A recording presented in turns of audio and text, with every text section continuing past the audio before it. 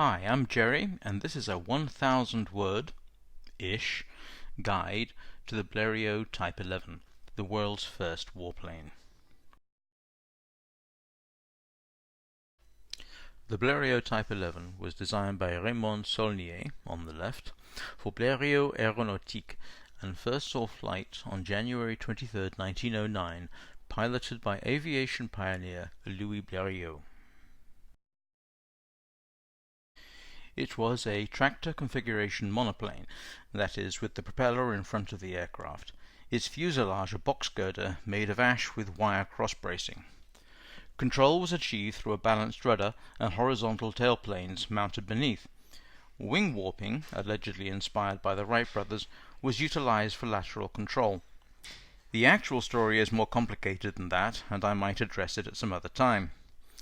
Industrial espionage was rife during the early days of heavier-than-air aviation, and early designers took every opportunity to find out how their competitors were doing things. The European community was much more open about the exchange of ideas and information. Power to a single four-bladed paddle-style propeller was provided by a 35-horsepower seven-cylinder engine designed by Robert Esnault-Pelterie. To facilitate landings, the main undercarriage was of the tail dragger style, with three cast-steering wheels and what amounts to shock-absorbing mounts, two forward and one aft. This was an arrangement that had proven successful in the earlier Bleriot Type 8 and made landing in a crosswind much less risky. Early flights revealed that the aircraft handled well, but that the engine was terribly unreliable. At the suggestion of his mechanic, Ferdinand Collin, Bleriot reached out to the well-known motorcycle racer and engine designer Alessandro Anzani, who had recently started a foray into aeronautical power plants. This resulted in the installation of a less powerful, but much more reliable 25-horsepower semi-radial three-cylinder engine.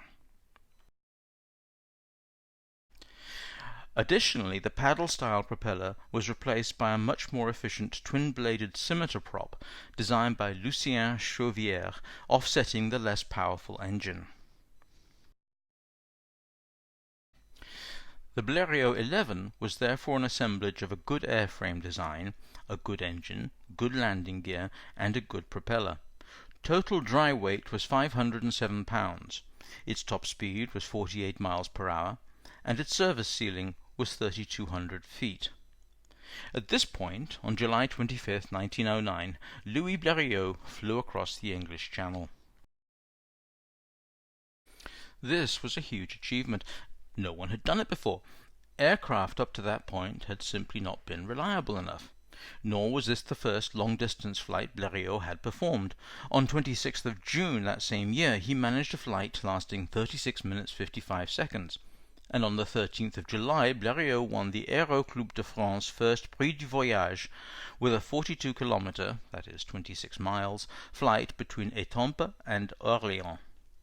His flight across the Channel had, curiously enough, also taken 36.5 minutes. The significance of Bleriot's achievement can be measured by the fact that in the next 2 months his company, Bleriot Aeronautique, received orders for 103 aircraft. These were to be used by private pilots, flying schools, and the military.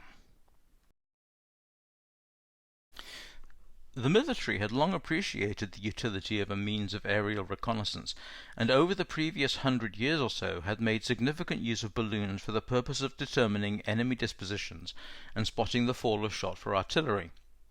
Significant contributions had been made by the Union Army's Balloon Corps during the American Civil War half a century earlier, and the Franco-Prussian War had seen the advent of high-angled artillery to try and shoot down observation balloons. While the advantages were well appreciated, so too were the disadvantages. Balloons had to be tethered close to the front, and were thus in perpetual danger of being shot at or overrun. Also, they could only see the immediate battlefield. With the advent of a reliable aircraft, reconnaissance was no longer confined, and active search could be employed to find an enemy beyond the immediate environment. What the Bleriot Type 11 had demonstrated was sufficient range and reliability to do this, and furthermore, from more or less relative safety. Observation balloons, incidentally, retain their utility to the present day due to their long loiter time. So it comes as no surprise that in 1910 the French and Italian military acquired Bleriot Type 11s in small numbers for this purpose, and thus the circumstances for it to become the first warplane was set. In 1911 the Italians were embroiled in a war with the Turks, in what was then known as Ottoman Tripolitania and now known as Libya. It also encompassed the Aegean Sea, the Eastern Mediterranean, and the Red Sea. The Italians sent their entire aviation section to North Africa under Capitano Carlo Maria Piazza. This comprised 2 Bleriot XIs, 3 Nieuport monoplanes, 2 Farman biplanes, and 2 Ettertaube monoplanes. On October 23, 1911, at 06:19 hours, Capitano Piazza took off to reconnoitre the Zanza oasis southwest of Tripoli. During the 61-minute flight, he discovered several enemy positions. His aircraft was, of course, a Bleriot Type 11. This constitutes the first use of an airplane during wartime. This was not an isolated incident. The Italians went on to make more successful sorties that, apart from reconnaissance, included artillery spotting, light bombing, and the first night mission. The types of aircraft involved could be the subject of another video. Subsequent orders for the Bleriot XI followed. During the early phases of World War I, 8 French, 6 British, and 6 Italian squadrons of several versions of the aircraft were in service, mainly for observation, but also as trainers and light bombers, in the latter role carrying a 25-kilogram bomb load.